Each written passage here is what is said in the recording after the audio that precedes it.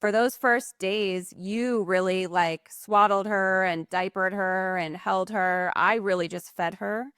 I didn't, I remember once you fell asleep and I was like, well, what if she needs a diaper? I don't know how to change her diaper. I remember me kind of panicking because I didn't know how to do those things and you had been doing them. So you sort of really took on that role.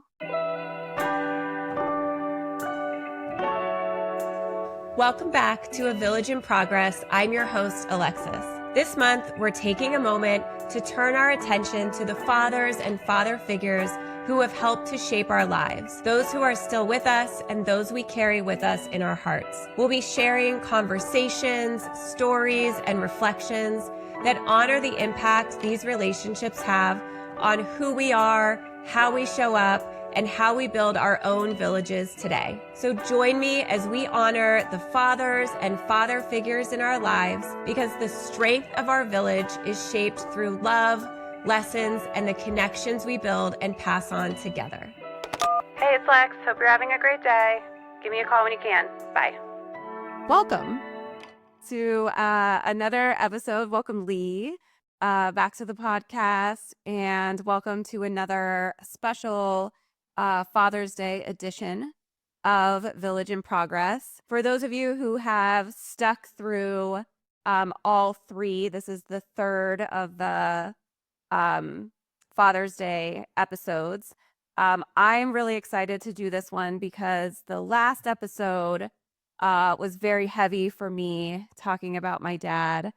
And so I'm excited to put the questions onto you and have you talk about your experience and also talk about our experience parenting and talk about something really happy and joyful and put you in the hot seat. Stressful at all. Not stressful at all.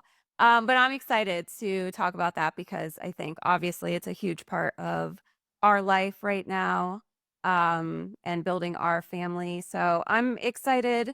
We don't often have these conversations. I mean, we have day-to-day conversations and we laugh to ourselves and we talk about a lot. But I don't know that I actually we haven't really had a whole lot of time to really sit down and talk uninterrupted about what you feel like about being a dad That's true. and that. So I am excited to talk with you about that today. And just thank you to everyone who's been following on this fatherhood journey with the podcast. Yeah. Yeah. I'm excited to be here. You look excited.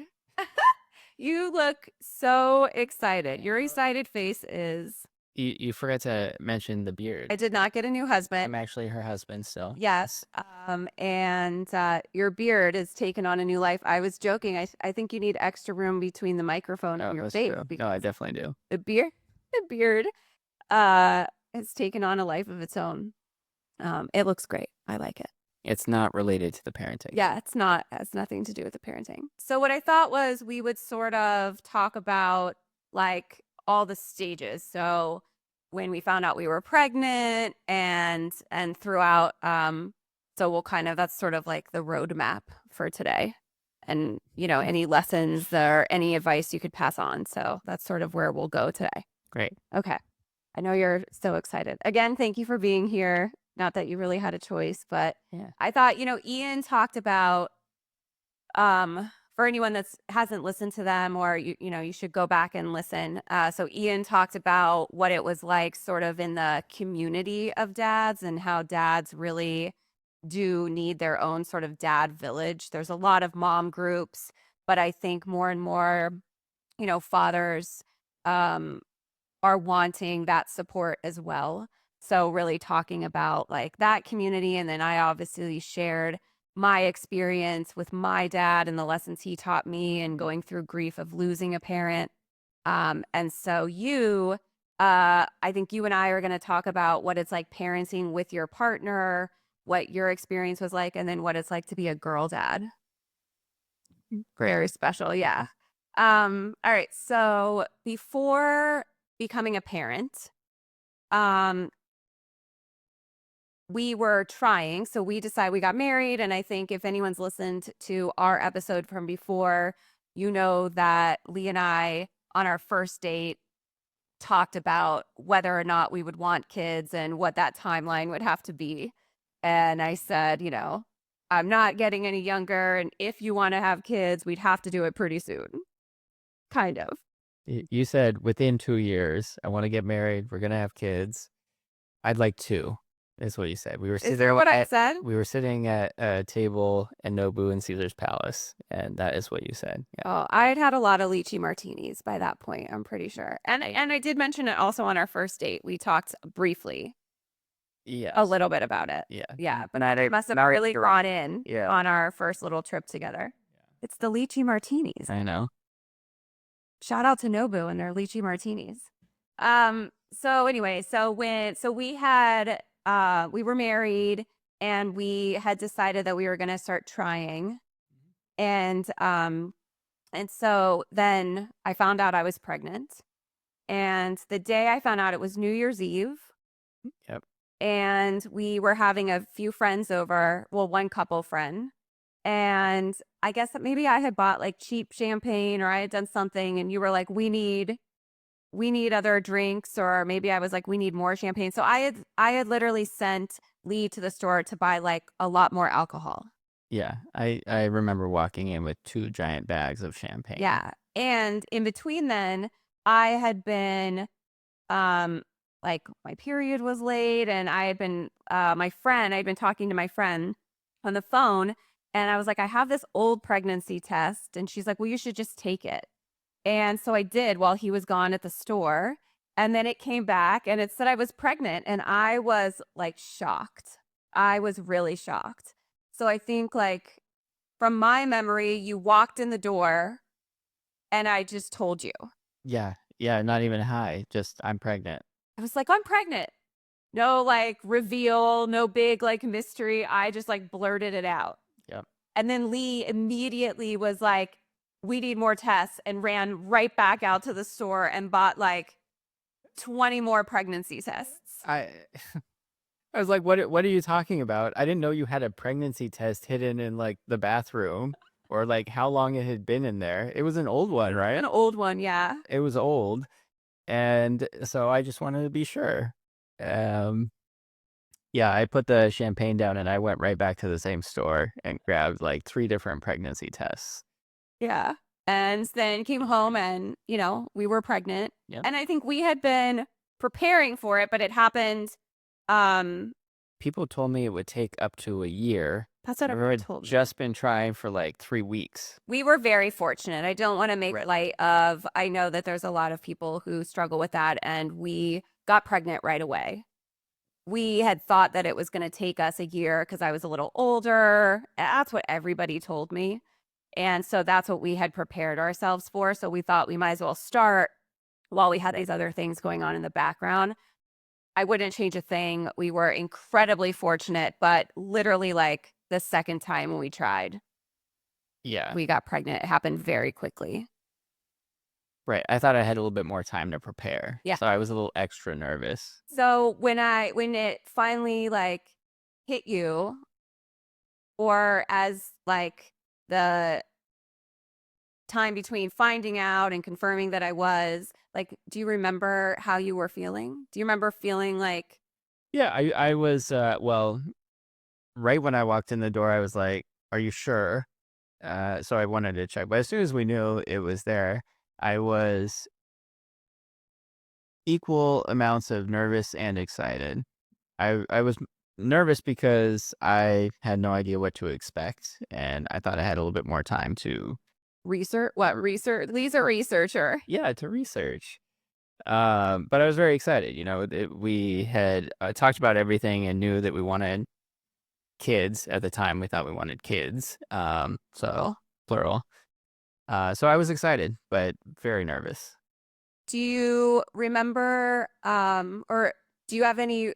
It's sort of hard now because I feel like our brain only has capacity for so much, but do you remember ever thinking like what it would be like to be a dad, or that you had any ideas like the initial shock, but then you have like 9.5 months to like really sort of let it sink in.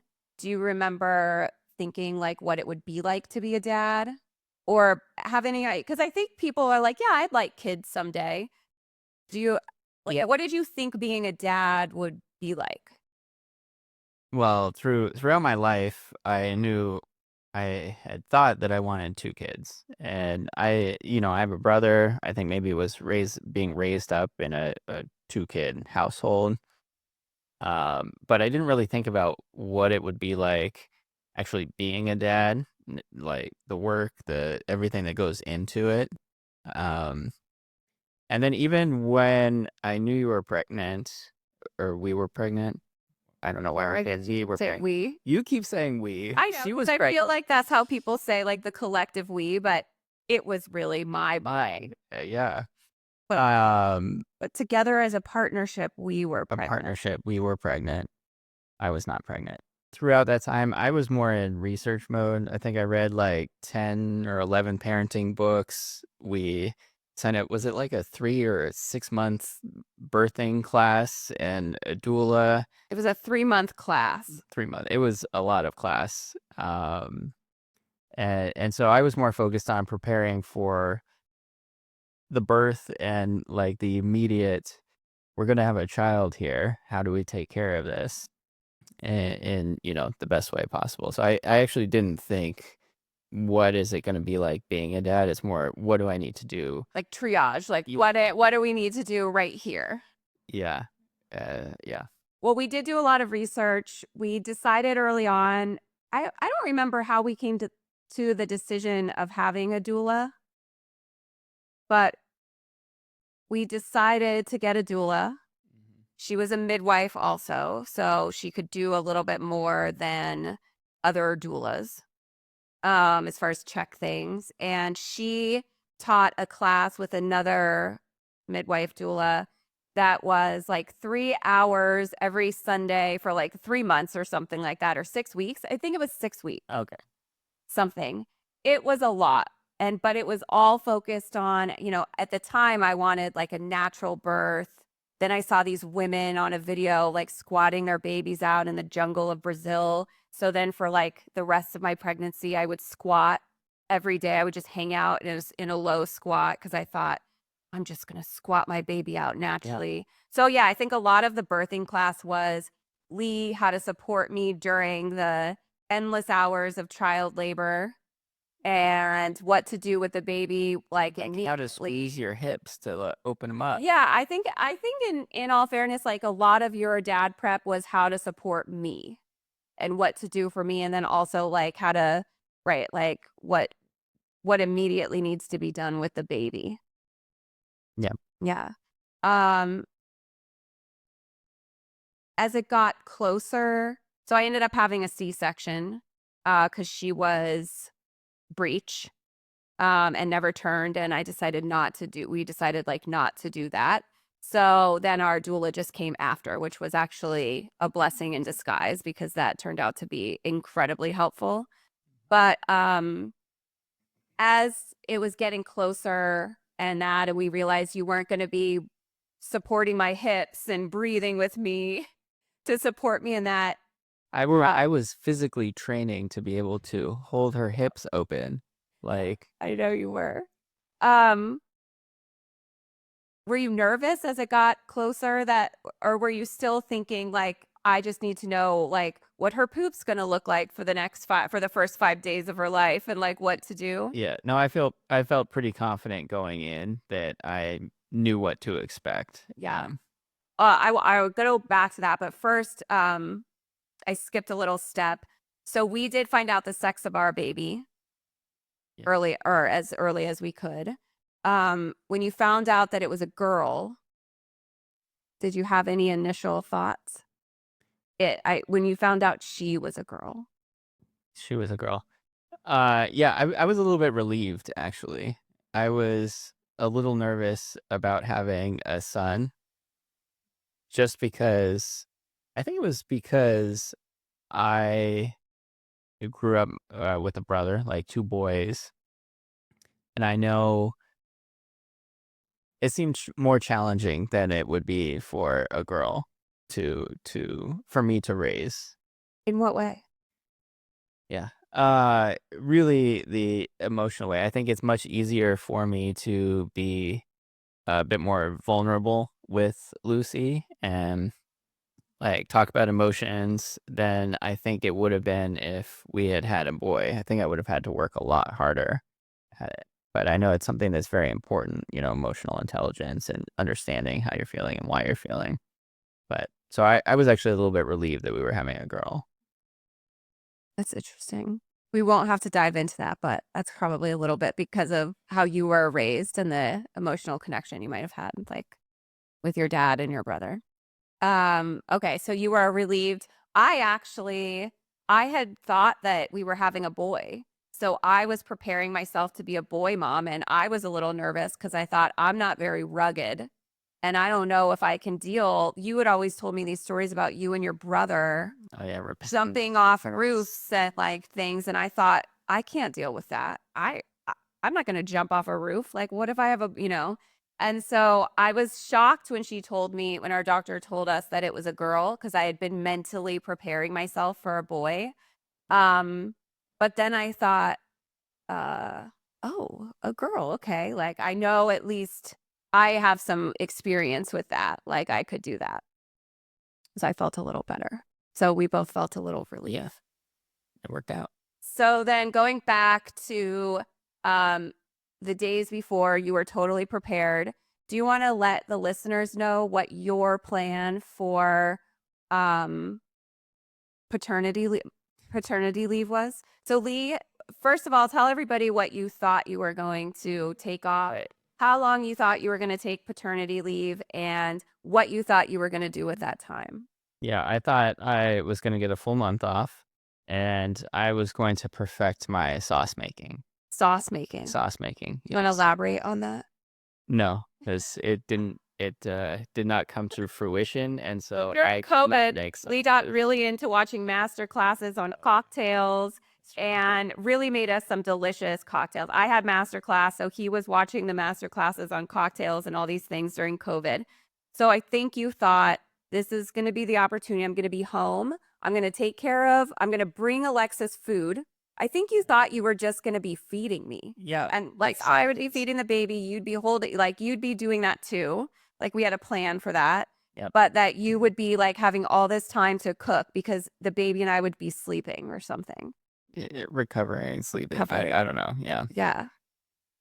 Okay. So let's fast forward to, we go to the hospital. We have the baby. Yeah. You were the first one to hold her hand. Yep. And to hold her. What was that like? Well, I had like specific directions that if anything happens, I have to stay with the baby. So that was Lee's thing. I'll be okay, but you keep your eyes on the baby. Right. Luckily, everybody was healthy and good. I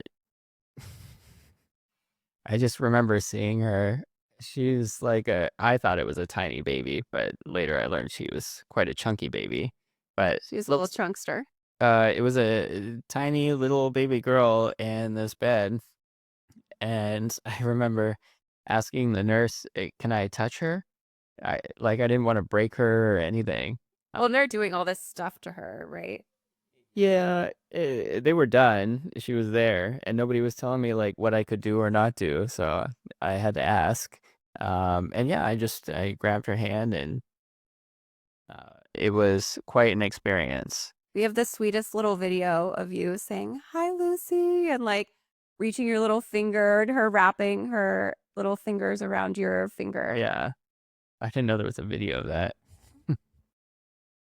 But yeah, I mean, that was the birth was a little traumatic for me, but seeing her everything was fine. It was just, I was going to say, I was kind of fine for me, but yeah, Lee had to watch it all. Yeah.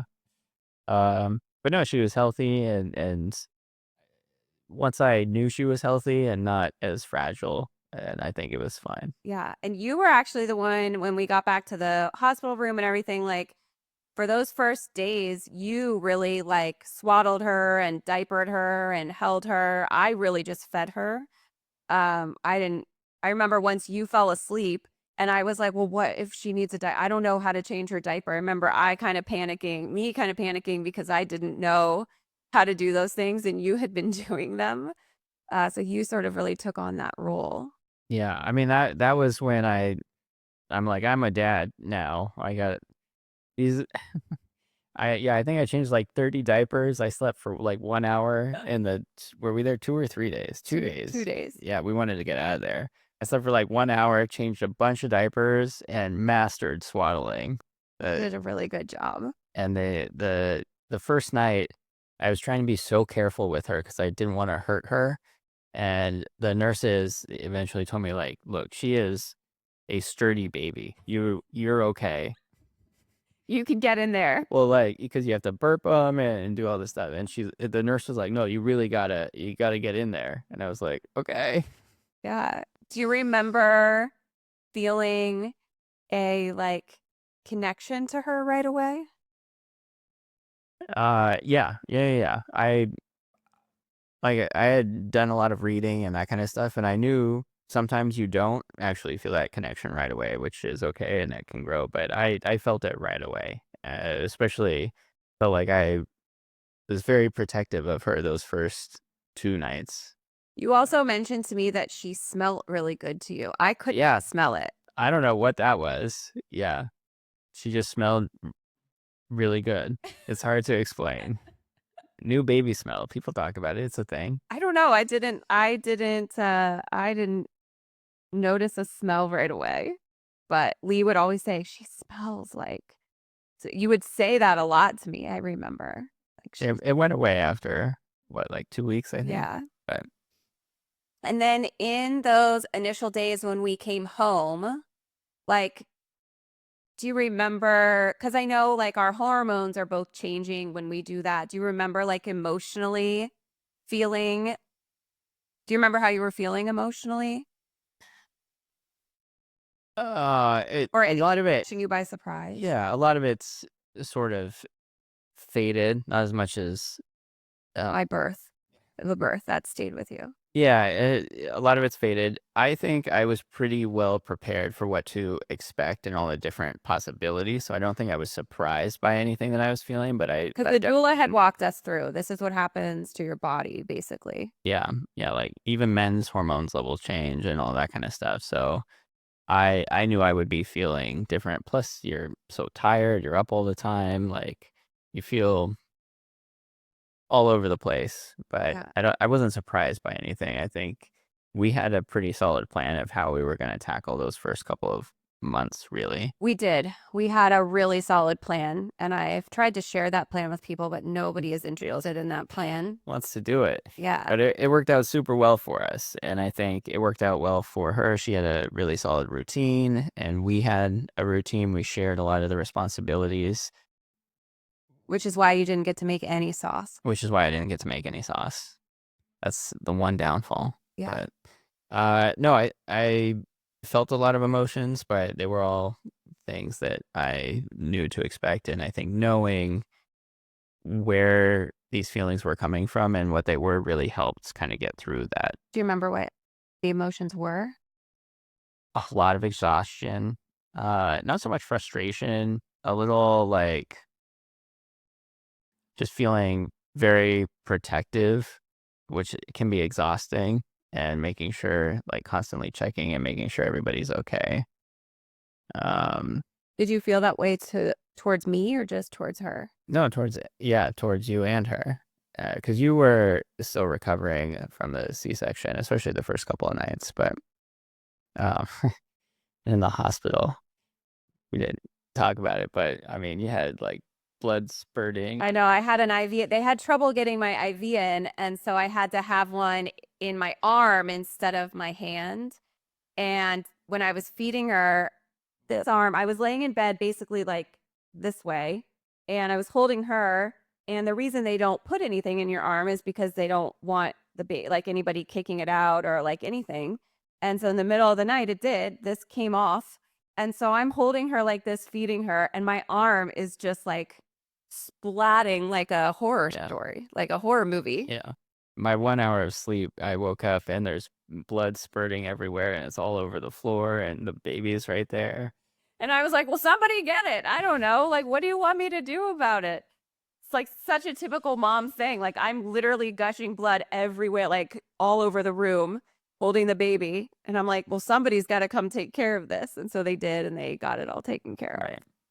Yeah, I know. It was a little bit more traumatic for you. What do you think, just staying on that, that would have been like, was there any advice anyone could have given you about actually like being in the hospital supporting during like a C-section or during something like that? Like, is there a piece of advice you would give dads who haven't done that yet? Like, The advice that I got was accurate. I mean, the people I talked to that went through it, like, super uncomfortable, especially for the guys, and you're not going to get any sleep, and it's going to be exhausting, and something is always happening, something's beeping, something's going off. Nobody said blood was going to be spurting everywhere, but I think that's pretty rare. what about for the being a witness to the actual C-section? Oh, nobody talked about that. Um, I maybe I wasn't supposed to like be able to see around the curtain. Maybe some people just don't look. Maybe I don't know, but yeah, I was not expecting that. So did you, during those first like early months and stuff like that, have like a moment where you remember thinking like, I'm a dad now, like where it really like sunk in? No, I think I think it was that night and the first night in the hospital when I was like changing diapers and could see her and swaddling her and burping her and like being responsible for another human life. It definitely sunk in then. It wasn't a slow thing. It was like, she's here. I remember a super sweet moment when we brought her home, and I have pictures of it, and you were holding her and you were walking her around the house, like showing her different things in the house and talking to her, and it was so sweet. And then you were in her room and you were like, this is going to be your room. And her having like what I now know to be her personality, just a very curious like face. But I remember you sort of giving her like a tour of the house when we came home. I remember. And thinking that that was so sweet that you kind of did that. Because I think you really connected with her before I did early on. I think it wasn't until I really got home and got settled in our routine at home that I really did. And so I think you really connected with her in a big way. Yeah. Like in those first few days. What is one memory that really stands out from those early months? I mean, trying to get her to sleep. I walked around our couch. I held her. You like put her on your forearm facing down, and you're like walking around, patting her on the back. I had the white noise machine in my hand with her right here. I walked around that couch, on average like 200 times a night, just trying to put her to sleep. So I knew you were going to say that one. I knew, because that's what you always talk about. You tell her. And Moana was like on repeat in the background with this white noise machine. Oh my To goodness. give listeners, And we had those lights that changed color. They were like a side light. so in those early days, in the first like 3 months or something, we had a schedule where I would like feed her, put her down in our living room. We had like a bassinet or whatever, put her down to bed. Maybe this was the first like 6 weeks or something like that. This is pretty early on. It's all a blur now, to be honest. But I would feed her and then I would pump and then I would go to bed. So I was going to bed at like 6:30 every night.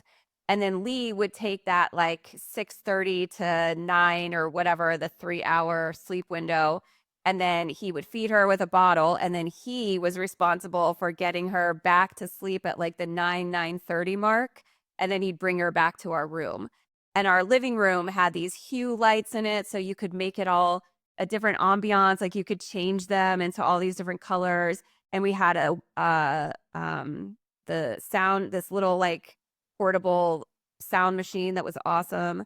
And so he would like wrap her and then like burp her, like feed her and then burp her. And then he would do laps around our couch to try to get her to like go to sleep. Apparently 100 or 200 times. It was a lot. Yeah. I would count. And then that way I could sleep from like 6:30 until like she got up again at midnight, 12 or 12:30. So I got a lot of like front loaded sleep. But I knew you were going to say that because you always talk about how many times it took you to go around to get her to go to sleep. And I think that was like the time that was the longest to get her to go to sleep. Because other than that, she would just fall right asleep. Mm-hmm. So I never had that. She would always go right back down. But that 9 o'clock sleep was the law, you know, was like It was rough. Yeah. All right. So fast forward. So today she is 4.5 years old, going on like 12. She's so grown up and so independent, but so sweet. And she's already said she's going to go to college and she wants dad to go with her. Yep. So you two are going to go to college together. I do have that on video. Yeah. So when you think about being a dad now, Mm-hmm. what do you think your favorite part is about being a dad? I think it's really getting to see her change and her personality really come out now. She is very quick-witted. I forget. Do you remember what she said to me? Was it last night? Yeah. Oh, I said, so she, you know how, so kids grow at astonishing rates and then they sort of stop. And so there was a time period where I thought she was outgrowing her shoes. Oh, right. And she was a size 11. I mean, she's very tall for her age. She was size 11, but I got her these boots and they were a 12. I guess they were a snugger fit, just like the rest of us, you know, all things fit differently. So anyway, I went out and bought her like like some new shoes that were 12s. Well, then her feet stopped growing or something happened and those are all way too big. So they're in her closet. We don't really use them. They're too big. Yesterday we were going out to lunch and she was getting some shoes and I said, you know, the ones in your closet might be too big. You can try them on, but they might be too big. And I said, she goes, well, there's like a lot of them. And I said, I know I bought too many and I thought your feet were a different size. And she just looks and goes, you got carried away. Oh, yeah, that's right. That's what she said. And I looked at her, we looked at each other, Lee and I looked at each other and laughed because she used that in a correct way. And I had to say to her, I did get carried away. I got carried away and bought you too many shoes. Yeah, she does that a lot. But no, I think that's one of my favorite things. She's really starting to understand things and put them together. She makes jokes. She's funny. She does make jokes. And now she started noticing if we skip pages in her book. My least favorite thing. I used to to get one past her. We read 2 books every night to her before she goes to bed, and now she's getting older. The books are getting longer, and so for a little bit I was skipping some pages, but now shame on you. I know now she knows, and she calls me out, and it takes twice as long if I skip any pages. So now I just have to read the whole story. So the other night I was doing it, and I accidentally skipped a page. And she said, no, Mom, you missed this. And I said, oh, okay. So we went back. And then like a minute later, she goes, you and Dad are always skipping pages. And I had to say, you know, we don't do it on purpose. It's an accident. Thank you for reminding us and pointing it out so we don't do that anymore. But yeah, she's catching on to I know. You know. So are those the moments that you think kind of stop you in your tracks? Or is there something she does that you kind of go like surprise you? The ones that surprise me are the things that she remembers or like picks up on when I don't think she's really paying attention, and then brings them up later. Or, you know, things that happened months ago, really like small things that happened months ago, and then she recalls them in pretty good detail. It's those are the ones that catch me off guard. Like, oh yeah, you're right. That did happen that way. Right. Like the one kid who moved from her school. There's this kid who moved from her school and they must have told the class like he's not coming back because every once in a while she'll go, oh yeah, like, and she uses his name, who's never coming back again. Yeah, right. That's kind of funny. How do you think that over these last 4.5, almost 5 years now, being a dad has changed you? I know these are all uncomfortable questions. Are they They're uncomfortable? a little uncomfortable. And This is a podcast where I force all of my friends and family to be extra vulnerable, even when they don't want to. Hopefully in a safe, responsible way. well, I think It's important to flex those muscles. yeah, it is. It definitely have had to be much more vulnerable, and it's helped me learn to explain the way that I'm feeling and or name the feelings that I'm feeling and understand why and sort of explain to her why I'm feeling that way or why she might be feeling that way. And in turn, explain them to yourself. Right. Yeah. I mean, I got to understand them myself in order to explain it. But the other is just I have had to be way more silly and imaginative than I ever had before. Even when I was a kid, I did not play like she plays. Um, I've had to she'll tell me I'm Bowser or Mario or I'm this person or this person, and I have to act like them and do the things that they do. And She lays out way full they- scenarios. full scenarios. She's a director. I've done, everything from taking over the Mushroom Kingdom to having a full-on rock concert where I actually have to sing and dance around our living room. And never before in my life had I done anything like that. She is very imaginative and does want you to act out different scenarios quite often. Yeah. Quite often. And I think you do a really good job of that. I try. Looking more and more natural every day. Yeah, I've definitely developed the skill. Is there a favorite game that you guys play? Imaginative play game. Imaginative play game. Is there one you love more than others? They change all the The time. noodle battles, they've been... I do like the noodle battles. Yeah, like pool noodles. We just had a pool put in and we have like a grass area on the side and she loves to battle. This kid loves to battle. Yeah, she gets really into it. Her face Scrunches. It's scary. I'm not into physical play. You do way better with that. Yeah. She scares me, quite honestly. I feel like I'm going to get hurt. It is scary, yes. But the noodle battles are I like more of the physical stuff. The making all the animals and things talk and have personalities and have whole scenarios is very difficult for me. She has like 50 ducks and she wants them all to have different voices and names and play Duck Duck Goose with her. And she doesn't want to do she doesn't want to do any of the voices. I have to do them. Yeah. Those are the more challenging ones for me. What do you think about her makes you laugh the most right now? It's definitely those scenarios. It's not playing the scenarios. It's listening her to lay out the full scenario. Dad, you're going to be Bowser. Mom, you're going to be Rosalina. I'm going to be Princess Peach. Dad, you have to have your Koopas come and capture me and then bring me back to you. And then you have to marry me, but I'm not really going to marry you. And Rosalina's going to come save me. But I'm going to pretend to marry you and then take your star and then give it to Rosalina. And then we're going to both escape. And then we have to do it 3 more times. She lays that entire thing out before we even start. And then we have to do it.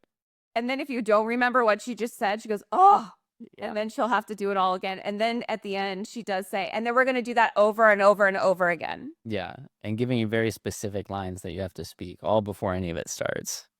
It's that whole setup of the thing that just cracks me up. That is pretty funny. She's very good with that. What do you feel as far as, because on the other side of the play, you're also a very safe place for her. So how do you think about your relationships and your relationship with her in terms of being her safe place and her comfort and giving her reassurance? Because that's also, just as important as the play aspect. Yeah, I definitely want her to trust me and feel like I can protect her. But I also want to balance that with her being able to feel strong and independent and make decisions and protect herself as well. So it's really showing her how to handle situations and how to think. One of the things that I struggle with is when it doesn't happen often, but when she doesn't listen and is like really upset and there's no way to calm her down. At least I can't figure out how to calm her down. I can tell that she's feeling a certain way and doesn't understand how she's feeling, and that's why she's acting that way. And so just being able to help her over time learn those things, how she's feeling, why she's feeling those, and that she can deal with them herself. I'll always be there to help her and protect her, but I really want to encourage her to be able to feel strong in who she is herself, and I don't really know how to do that, so I'm hoping we're getting there. I think you do a good job. I think there's, and again, it doesn't happen often, but I notice it more when she's tired, like on a weekend or something like that, when she's just been going. But you do a really good job of when she does get very upset like that. I've noticed you more than me are a comfort to her. You're more comforting to and calm like that than I am in most instances. I think there's been a few times where I've come in, but I think mostly you are, where she gets upset like that. You guys go upstairs and either in our loft area or her room, we'll like read a book or just sit.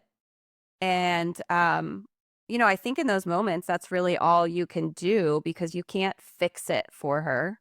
Right. You just have to sort of, at least what I gather is that you really have to be able to sit with her in it next to her and let her know she's not alone in it.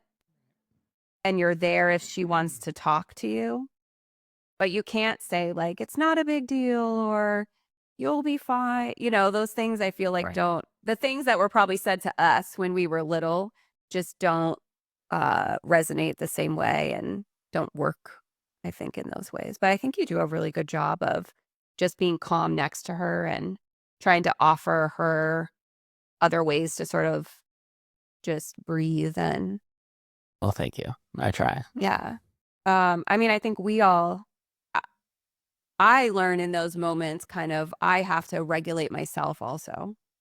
So it can be kind of frustrating, but I think you do a good job of that. I think she looks to you in those moments to be calm. Well, I hope so. I try, but yeah, it's not always easy. Well, I think it's only going to get more challenging. So these are probably the easier moments Yeah. to practice those things and to get her. I do appreciate she does like yoga and meditation in school. And so she is really receptive to breathing Yeah. and to taking deep breaths, which it is reinforced by school. So I think that that is helpful. I think that's all we can do is everybody just like take deep breaths. Yeah. I know. But I also know that you from a very early age, from the beginning, you really took over her bedtime routine. That was sort of your time with her. So you have always pretty much done like bath and bedtime stories and bed. And even from a very early age, like the sleep sack days. Kids are so cute in those little pea pod sleep sacks. Um, she always preferred you at night as a comforting, like to give her hugs or to lay with her in bed. Like she always preferred you over me. Yeah. I don't know why that. But she's still like, I think, sometimes she'll kick me out of her room and say, "Can you go send dad in?" And I know you're going to just lull her right to sleep. I mean, I don't know about right to sleep, Yeah. but yeah. But you've always been that sort of like really comforting place for her.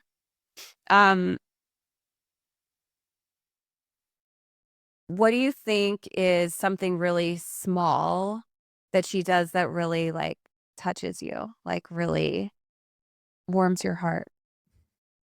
It's super annoying, but when she comes in our room in the morning, s- sometimes she'll crawl into bed and she'll just grab my hand and hold my hand. And that's, it's Then pretty nice. you can't be really annoyed. I can't. Ree's not a morning person. No, not really. But I think that's pretty cute. That really gets you. Yeah. Yeah. She's also started making these puppy dog faces, like puppy dog eyes. Yeah. She's Because got a she's very seen it on TV. expressive face. Yeah. Well, you can't take her to the grocery store without buying her anything either. I know. I thought I could. I walked out with a unicorn. What do you think? We might have touched on it a little bit, but what do you think the most challenging part of like fatherhood as a whole has been so far over these last 4.5 years? Not just specifically with her, but like fatherhood in general. Like, what do you think has been the most challenging? I think, um, I think it's balancing. It's one of two things. I think the bigger challenge is knowing how to help her with her problems. Like, especially more recently, and they're not big problems right now, but issues she's having with friends at school or little things like that. I don't know what the right answer is, but I try, right? We talk about the situation and how she can handle it and maybe what she should try and how she feels about it. And I think right now is really good practice to sort of learn the best way to help her with those types of problems. Because I think as she gets older, they're just going to be bigger and bigger problem. So the struggle is knowing how to help her. I just want to make sure I'm not giving her bad advice or pointing her in the wrong direction. What do you think when we talk about like fatherhood and your role as a father? Have you felt any like challenges or questioned yourself at all over the last 4 years? Yeah, like I said, I think I want to make sure that she feels like she can trust me and that she's safe. And you know, what was it? I can't remember when. It wasn't too long ago, a couple months ago. She was not listening and wouldn't go to the bathroom before bed. And I was getting really frustrated with her. And I told her, well, I'm not going to read you your stories if you don't go to the bathroom. And I realized, I think we talked about it after, but that was not the right way to handle that situation. And so it's just, that's not going to ruin her for life or anything, but it's making sure that those moments um, don't happen as often. And when they do, that, we talk about it and we can come up with a plan to fix it instead of it happening again and again. So just making sure that I guess you and I are on the same page on how to do it, and you help me realize when maybe I've made a mistake or I'm not helping her in a way that I could be better helping her. Does that make sense? Yeah, I mean, I think in that moment from the outside, I could see that that wasn't helping the situation and to change her routine wasn't, like, I don't know why the bathroom is such a struggle, but the bathroom man is like a struggle. Um, uh, and I don't know if it's just like she doesn't want to go because we're telling her to go or what it is, but like, just like go pee before bed. Like, I don't understand. Doesn't everybody do that? But like taking things away isn't the answer. It's really trying to figure out like how can she rearrange her routine and feel like she has ownership of it to make her want to do that. And but I was on the outside, so I then kind of came in. But it's a fine line because I don't want to interrupt your authority with her, and do that. But I think sometimes we both have been in situations where I have been getting really frustrated, and you can see that I'm having trouble figuring out what to do and regulate myself. So then you kind of take her away, and then we talk about it later. So I think uh one of the things that I've really learned is how to uh like how like our partnership has really grown and evolved, adding this other layer in there. Yeah. But I think we all have moments. We were just watching Bluey the other night and the mom school. I think we all, if anybody hasn't watched that episode, it's a great episode of Bluey. But I think we all have like failed parent school multiple times, like days throughout our parenting. And all we can do is like try to recognize it, try to point out to her, like, I'm sorry that I did that. I shouldn't have done this. I should have handled it in a different way so she can recognize it. And then for you and I to then come together and say, like, okay, if this happens next time, here's what we should do, which I think is how we approach a lot of other challenges, any kind of challenge in our life. So I think, there's days where we all feel like, ugh, I was just not at my best parenting today. But I still think you're doing a great job.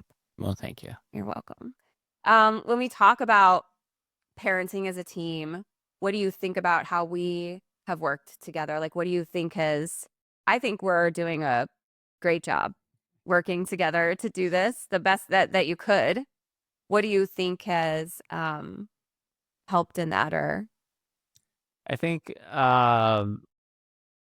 we talked about how we wanted to raise our kids before we had kids, and that gave us a really good foundation of understanding between us. I think we were on the same page for a lot of things, and I think as she's grown up, we've continued to communicate and really talk about how we want to raise her. And like I said, in certain situations, if one of us didn't handle something the way that we thought it should be handled, we can talk about it and adjust moving forward. It doesn't keep happening. And I think we're able to discuss those things pretty openly and get our point of views across and come back on the same page to really work on those situations in the future. Yeah, and I think we do it pretty, like that instance with the like not reading the stories, and I came in and then afterwards you and I talked about it pretty immediately. And Yeah. I did also apologize for interrupt. It was at a point where I felt like I just had to like step in and sort of relieve you. And I know that I didn't want to again take away from your authority in that moment, but I could just see that it needed to diffuse. Yeah. And so I think I first apologized to you, and ordinarily that would have been something I would have let it run its course, and then we would have talked about it right after. But I felt like it was bedtime and it wasn't going anywhere. Like Yeah. So yeah, I think we do a good job of like handling it in the moment, so it's fresh and then we can just move on. What do you think? Like, what do you think about the example we are setting as far as like being parents and her seeing us interact together and how we handle things together?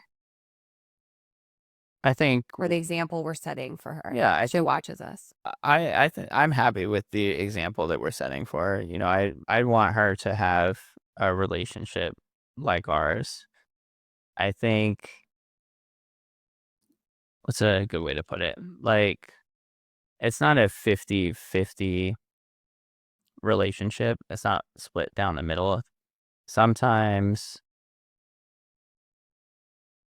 one of us has more gas in the tank than the other, or there's some things that, we need help on. I think we're really good at asking each other for help when we need it, and the other person can step up when it's needed. And I think we share that responsibility, but I think the people that say it's got to be 50-50, there's just no way to do that. I think we show up differently, especially with work and family. And, you do a lot more of the family stuff right now. And I think we do a really good job of communicating, asking for help, and supporting each other instead of things having to be, Right. I did this, it's your turn kind of thing.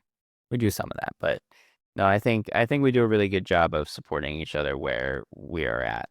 Yeah. And like delegate sort of saying like, I'm really tired. I could really use this time to do this. And then you'll take her or vice Yep. versa. Or if you're traveling for work, then when you come home, I'm like, I just need like to go do Yep. these things that I wasn't. And we also have family help. So I feel like that also Definitely. we Yeah. we utilize that. I don't think we try to do it all ourselves. Yeah. I think we try to lean on our village when we can and where we can Yeah, I think we do a good job and with do that. that. So I think she spends a good amount of time with us together and also with us individually. Yeah. Like yesterday, you spent a lot of time with her. You were like in the pool. I just didn't feel like going in the pool. And so you guys were out there. And so I got to have, I was like, put away laundry and did some stuff, but I didn't like feel like I had to rush back out there to be a part of it because there are a lot of times where we are as a family, but also, I feel like Yeah. we each have our own time with her also. Yeah. What do you think when as she gets older, what do you hope she gains from watching us and seeing us that she would take with her and know that like she deserved in a relationship later?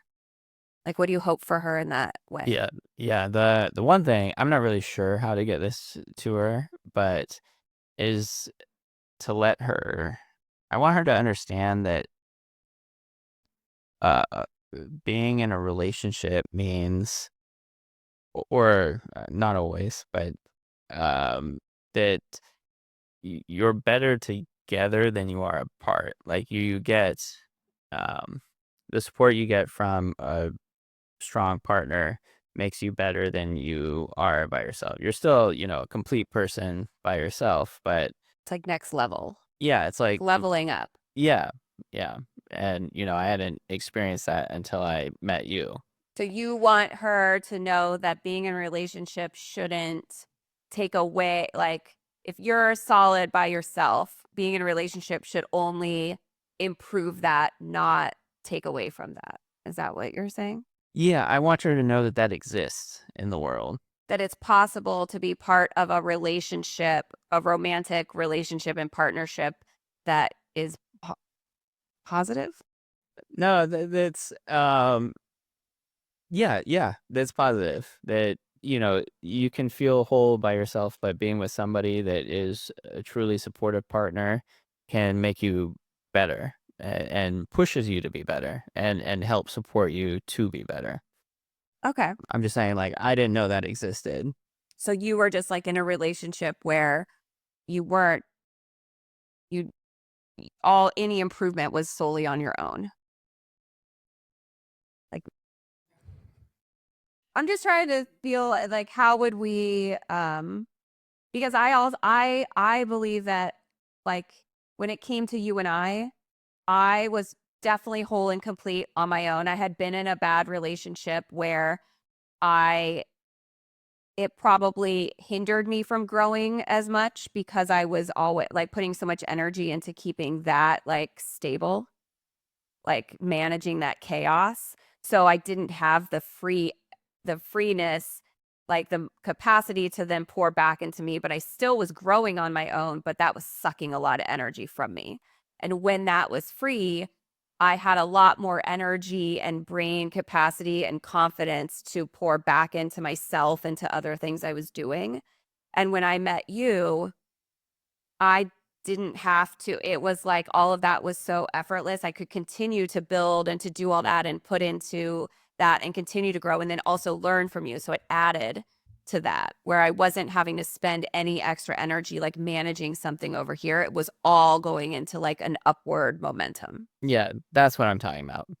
That's what I thought you meant. That's exactly what I That's meant. what I thought. That's what I said. I don't. No, I also would want her to know that are you running out of time? No, no. I also Sun's at our front door. I also would want her to know that a relationship, a romantic relationship, is a partnership and is something that should be supportive and help you continue to grow on your own path And hopefully it's like something you can grow and build together, that it like keeps doing that. Is that kind of what you meant? Yeah, that's exactly what I meant. Thank you. Yeah. How do we just keep modeling what we're doing? I mean, I imagine as she gets older, we will let her into more of our, I mean, right now we can't barely have a conversation without her interrupting or wanting, it to be about her. I mean, she wants us just to talk about her all the time. If we're not, she's like, "Are you guys talking about me?" We're like, "No." She's like, "Oh." So, but I imagine as she gets older, we would just include her in more of our conversations, or we'll be having more of them around her and she may just be hearing them. Yeah, I think it's something we got to think about. How do we help share that with her Okay. without, Think about that. her dating some guy and me telling her that guy's not good enough for you? It's going to happen. I mean, I did the same thing. You did the same thing. It's probably going to happen. I think in those instances, you just have to be really mindful of her personality. Is it changing? Is it not? Is she still growing? Is that person supporting her? And probably just ask questions, because I feel like in all the movies and all the stuff, it's like the minute you say that person's bad, they just want to, it's like the opposite. In no movie have I ever seen a parent say, "This person's really bad for you. You should stop dating them." And the girl's like, "You know what, Dad? You're right. I'm going to break up with them right now and never talk to them again." I've never. Right. Have you ever seen a movie like that? No. Me either. So, or a TV show or read a book. I've never. So I feel like it's bound to happen. And we just have to be curious, ask questions, involve ourselves, go on all the dates, like be there, show up, all the things. Yeah. We'll just have to be there. And if not, we'll have John come over and scare them. That's my third plan. Yeah. Oh, that's the first plan. We have a family friend who's like giant, and he could just come and intimidate him. Anyway. All right. So that's something we should work on. Yeah. Or think about, be aware as she gets older, how we do that. We do always like kiss goodbye. We always say, "I love you." I feel like we do a good job of trying to I'm trying to cuddle more on the couch. Like we're trying, I think when we are there as a family unit, we try to be together and show her that the three of us are like a unit, and that we are a unit together. I feel like we do a good job of that. Yeah, I agree. Yeah. All right. So when it comes to being a girl dad specifically, so you were relieved to be a girl dad because you felt like you could be more open with your emotions and express them to her. Has that been the case? It's still challenging. Yeah. But so far, I think I've been doing an okay job with it. What do you think being a girl dad, when someone says like they're a girl dad? I've never really heard you say that. I heard you say it, but what do you think that means? Do you think it's different? I think when people say it, what they mean is they're willing to. I think she's painted my nails, and like we've played dress up, and Are your toenails still painted? One time she painted Lee's toenails and they were green. they last so long. I don't know. I kept telling him I had nail polish remover, but he never really asked about it, so he just left them on. It was fine. Nobody sees my toes. No, I think it's being willing to do those things, and the imaginative play and the dancing and giving those rock concerts and doing those things, which I haven't had a son. I don't know, but growing up, I don't remember doing those things. You don't remember painting your nails with your dad or your mom? Yeah. So like, I think that's what people mean. And so I've fully embraced it. You even braided her hair once. Yeah, I did. I try. I've also, been unable to get hair ties out of her hair where I've had to cut them out a few times. Well, I remember one time you called me into like the bath, you were getting your hair out and you were like, "This is not coming out." And so I went and got the scissors and you were like, "That's an option?" Like, I didn't even know you could cut that out. Yeah, then I just started cutting them. Yeah. Well, as someone who doesn't have hair on your head.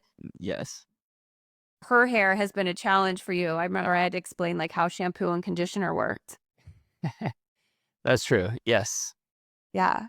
But Lee was putting them both in at the same time because he thought No. you were putting shampoo at the top, conditioner at the bottom, but at the same time. Yeah. That's just not how it works. Well, now I know that. Yeah. What do you has being a dad of a little girl changed the way you look at things in the world or how you things you care about? I think I've had to be a little bit more mindful of definitely, going back to the emotions. I've had to be more mindful of explaining how I'm feeling, why I'm feeling. One day I had, a tough day at work, and she asked me what was wrong, and so I explained it. I forget exactly what I said, but she seemed to understand and said, she said, "It'll be okay, Dad." And yeah, so I think it's really just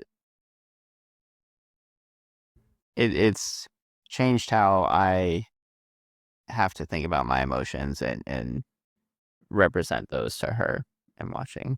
Like she's watching me and seeing the way that I'm feeling.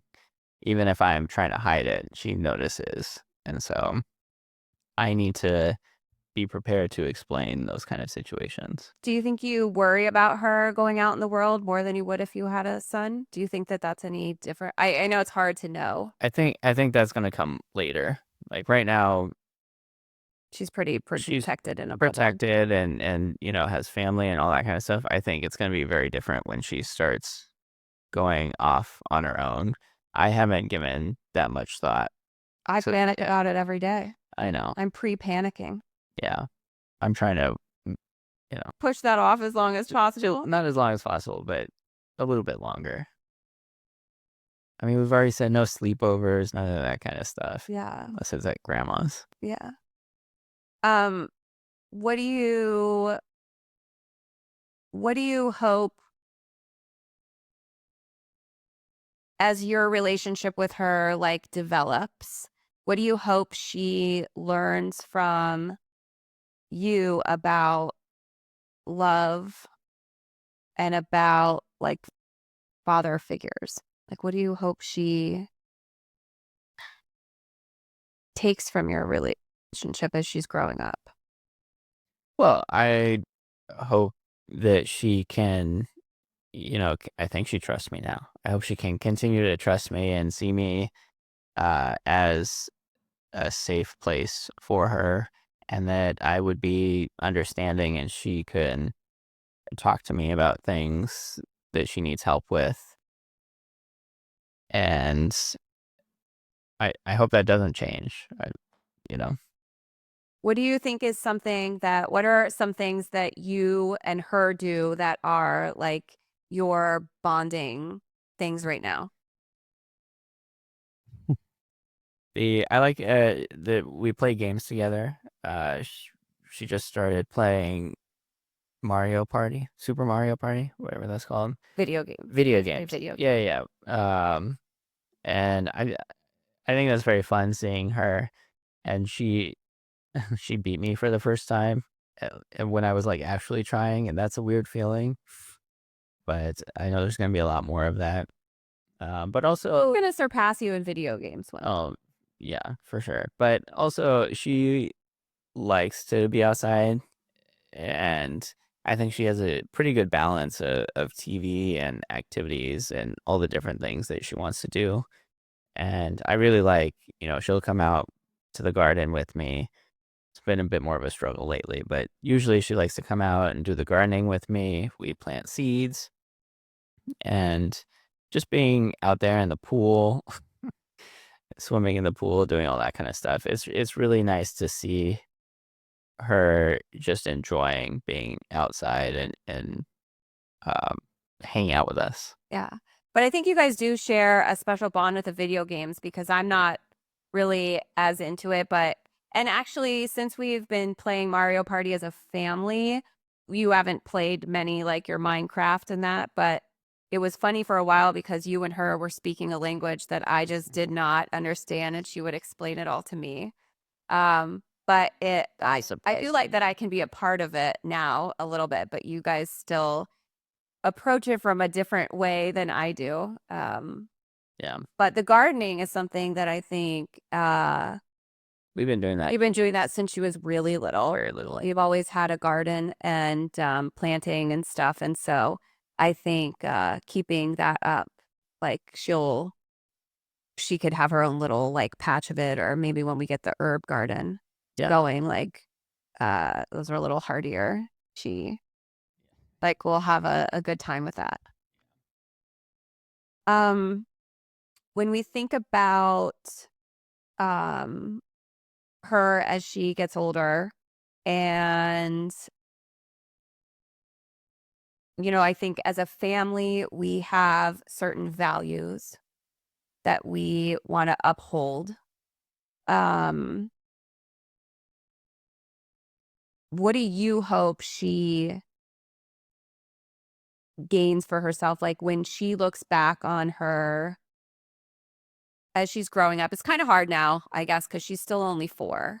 But as she gets older and she is going out into the world, what do you hope like we can instill in her? Just right now the focus is my focus with her is to make sure that I think she's pretty, is it well adjusted? I don't know what the right thing to say. Emotionally intelligent, and I think she really picks up on those things to make sure that she maintains that, because I think that's really important. Like if someone's not feeling okay, she'll ask like, "What's wrong?" Yeah, yeah, and I think she's aware of how other people are feeling, and I want to see her continue to develop that.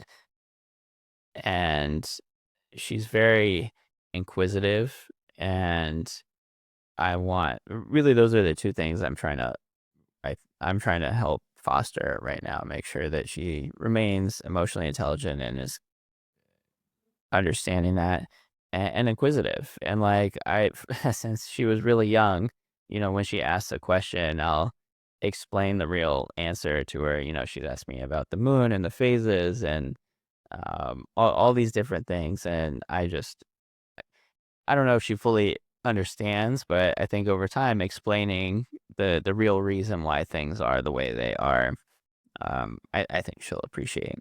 So those are the 2 things I'm focusing on right now. I think as she gets older, that'll change. But I think the only thing I would add to that is she's very good at advocating for herself. So, and I think she spends a good amount of time over at your mom's house, at her grandparents' house, where she asks for things herself, says your mom's really good about like when Lucy says she wants to go home, or when she wants to stay, and lets her really direct that. And so she's never like dropped off before she wants to be or done that. And so I think your mom actually works really well with that too. yeah, But I can tell that her confidence away from us flourishes, like grows when she spends time, and she'll tell us like, you guys aren't allowed to come to grandma's. Like, that's just my time. yeah. So I think along with being very curious and inquisitive and asking a lot of questions and being aware of her surroundings and how people are acting around her, I think. Yeah, and also how she's feeling. And being able to communicate that. Yeah. And I think the advocating for herself, and she's very like, she'll tell you if she does not like something or doesn't want. I think she's really good too. Like if we hurt her feelings or something, she'll say, yeah, she'll let us know that we hurt her feelings. Yeah. So I think those 3 things as she moves like right now. I hope that those continue to just grow in her. Yeah, I think we do a good job at fostering those. Yeah. Okay, so I'm gonna do a little like rapid fire dad question as we close out here. Okay, what is the hardest bedtime moment? The hardest bedtime moment was, I can't remember what started it, but she was definitely overtired and she had had a long day, but I could not get her to calm down. It was bedtime. She started pulling all of those butterflies and letters. She's like decals on her room. Yeah, Well, she did. she did. She pulled them all off one at a time, would crumple them up and throw them on the floor, and nothing I could do. I couldn't get her to stop, calm down. That I mean, that was the most frustrating. That one, I think we just had to let it run its course, and eventually she like calmed down and apologized and said I'm sorry, but I could not, aside from physically restraining her, could not get her to stop. So it's super challenging. Okay. Funniest parenting fail. Funniest.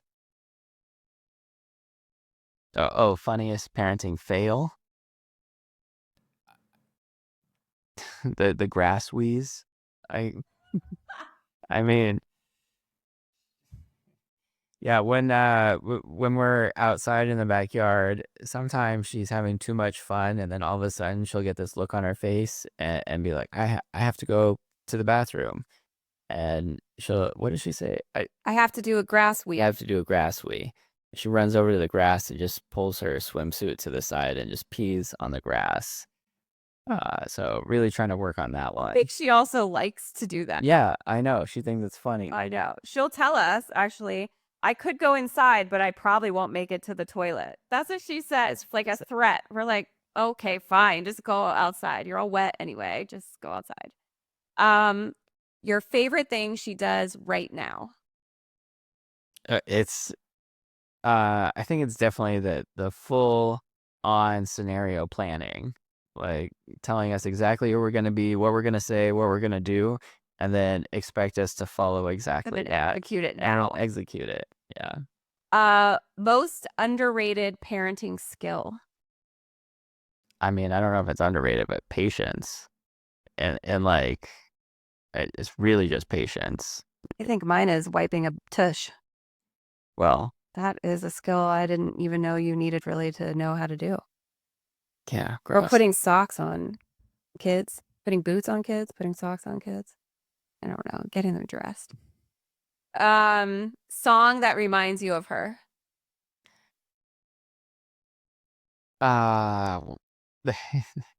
There's a song that I think it's probably a country song. I don't know. I've been listening to a mix of that yacht rock and like Time Moves On country playlist kind of thing. I know, but Our music is not in a good place right now. It's not in a good place. it's slightly better than what it was when it was all kids songs. Oh, it's called Backseat Driver. I had to look it up. It's called Backseat Driver by Kane Brown. Right? I don't know who that is. Do you know what song that? No. Why does that remind you of her? You'll have to listen to it. You don't know what song it is? No. Are you going to sing it? No, I can't sing it. No way. I haven't gotten there yet. Okay. But that song reminds you of her? Yeah. Can we have it playing in the background or something? Maybe Sam. Maybe we can. Why does it remind you of her? It's a song about this guy. It starts in his morning, and his daughter is asking all of these questions, like super inquisitive about everything that happens throughout their drive. And like I remember I was driving back from Hollywood. The song came on for the first time, and it made me feel some things. And not music doesn't usually do that to me, and so it made me pretty uncomfortable. But like it was. Yeah. Well, I'm going to listen to it now. One word that describes Lucy. That describes Lucy? Explosive. And one word that describes fatherhood. Also explosive. Before we wrap up, is there anything that you want to say about being a dad that we didn't really cover? I think I'll say this. I had 2 dogs, right? You had 2 cats. I had 2 dogs before we had kids, before we met. And I remember people talking about their kids, and I know you're not supposed to say this, and everybody knows that, but I thought raising a kid would be pretty similar to, especially a dog. Like, dogs are a lot of work. Puppies and kids, there are a lot of on the paper similarities. Yeah. But, everybody told me it was different and you just have to experience it. I said, I thought, okay. But, yeah, having a kid, it's definitely a totally different experience, especially similar to the baby stage. But now, as she's developing a personality and learning all these things, especially once they start talking and walking and doing all of that, very different. Sharing their thoughts, like super different. Now she's sharing her dreams. Yeah, you guys and your dreams, man. Not like goals, but like literal. Yeah, literal night dreams. But yeah, it is a totally different experience. And then the other thing is that people would always tell me is it goes by so fast. Oh, it goes by so fast. And it really does. I don't know it's super cliche, but it does. Looking back at even, a year ago, 2 years ago when she was a baby, it doesn't seem that long ago, but it is kind of, oh, we're never going to get that back kind of thing. So you should really embrace those mornings when she comes in and wants to lay in bed and hold your hand. Yes. And so I'm really trying to do that. Yeah. Before we go, what is one piece of advice you would give to fathers to be? Really just make sure you're ready for everything to change. Not in a bad way, but be in a place in your life where you can handle that change. Otherwise, it's going to be tough. I think that is good advice. I think you're never really ready, but I think a lot of people have kids that are not ready, that are not like responsive, like that haven't thought about how everything's going to change and like all these things, like whatever is going on is just going to be amplified. And I think you have to expect that. Yeah. And if now's not the right time, like, not right, don't bring more kids into the world if you're not really ready. I wish more people would say that. Not everybody should have kids, and not everybody should have so many kids. And if you aren't really sure, then you should wait. Okay. You should definitely be sure. You should be sure. I know. This is not Lee's advice. This is my rant now. I'm going to stay neutral on that. But my advice would be just make sure that you're prepared for things to change. How do you prepare yourself for things to change? You can't know what's going to change and all of that. You have to be a place in your life where you can handle change. You're flexible. You can handle change. Where you can handle change. Okay. That's all I'm saying. That's not what I'm saying. Anyway. Well, thank you very much for sharing your experience being a dad. I think you're a great dad. Thank you. I think you're a great mom. Well, thank you. And I really want to thank the listeners for embracing these 3 episodes, and I hope that you enjoyed them. Next year we'll be doing moms, so we haven't forgotten about moms, but it just seemed like fatherhood kept coming up in some of my conversations, so we went with that first. But we will be covering moms and the special relationship that they have. And do I get to interview you for that? You can if you want. Otherwise, I'll just interview myself. But you can. We'll see next year. You could interview me. And then we will be back with a brand new season of Village in Progress coming in September. So we'll have a little bit of a break between, for the summer months. And then we'll be back in September with a brand new season centered around work villages and work culture. So I'm really excited about that. But I really want to thank everyone for their support and for listening and subscribing and following. It's really helped grow the show little by little. And I hope people continue to enjoy these conversations and that it opens up a little bit of perspective for each of you. And for my family, I know it's really pushing them all to have these uncomfortable moments where they're having to talk about their feelings. So what could be better than just stepping out of our comfort zones, one small conversation at a time? Love it. Love it. Thanks for having me. Oh, you're welcome. Lee's like, I'm never coming back here again. Anyway, thank you to everyone, and thank you again. And we'll talk soon. Bye.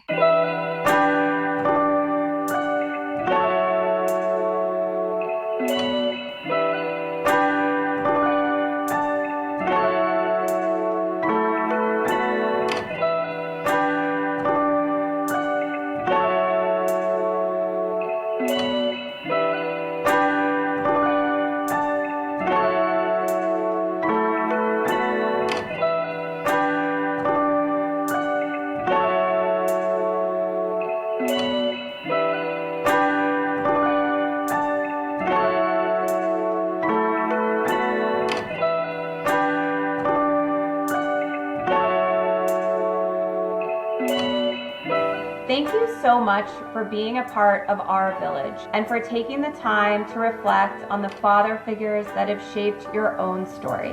If this episode brought someone to mind, please take a moment to reach out, to look up, or to share a memory with a friend. Until next time, continue to connect deeper, to honor those who have shaped you, and let's keep building something meaningful together. Talk soon.